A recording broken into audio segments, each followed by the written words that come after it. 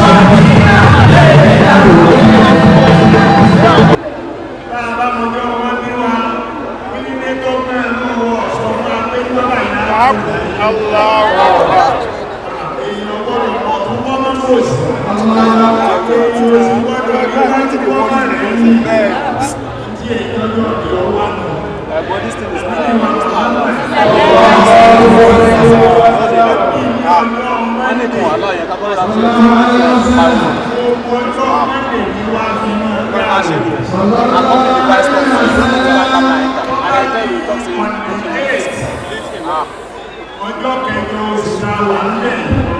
gbogbo àyè tí wọ́n bá wà pẹ̀lú òun ọlọ́pẹ̀lú àti àkókò ọ̀gá rẹ̀ ọjọ́ tí ní máa ṣe wọ̀nyọ́ ojú mẹ́lẹ́yìn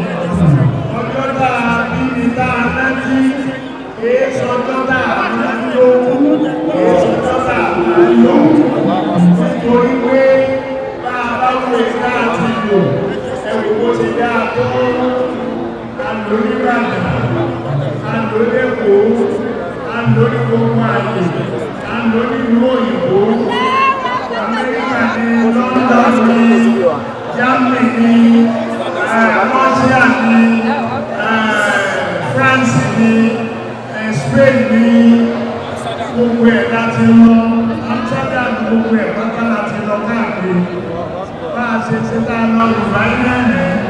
a sì gbé wà sí kalẹ̀ láwọn èèyàn tó pọ̀ gẹ́gẹ́ ètà àti ìlòmí lárí ọlọ́run ẹgbẹ́ àpẹẹfẹ́ ètò kùdálò ètò kùdálò ní ló ń bà wá lẹ́rù jẹ́ tó ní ṣe ìjọ́lá òní bẹ́ẹ̀ òní ẹgbẹ́ kéèyàn ó ní púpọ̀ ọjọ́ bí ẹ̀kọ́ máa wá tó ọmọ tó kí lọ́mọ tó bẹ́ẹ̀ ọlọ́pọ̀ yẹ kí ní adá okùn wájú fún wa ọlọ́pọ̀ yẹ kí adá okùn wájú fún wa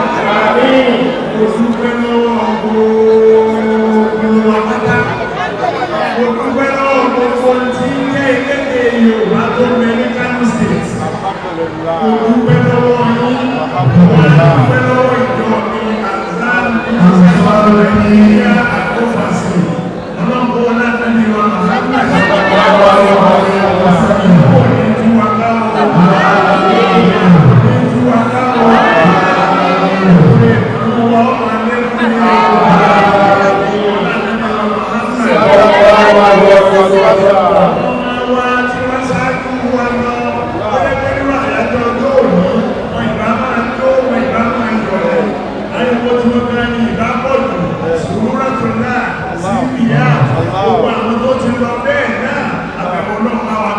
Amen.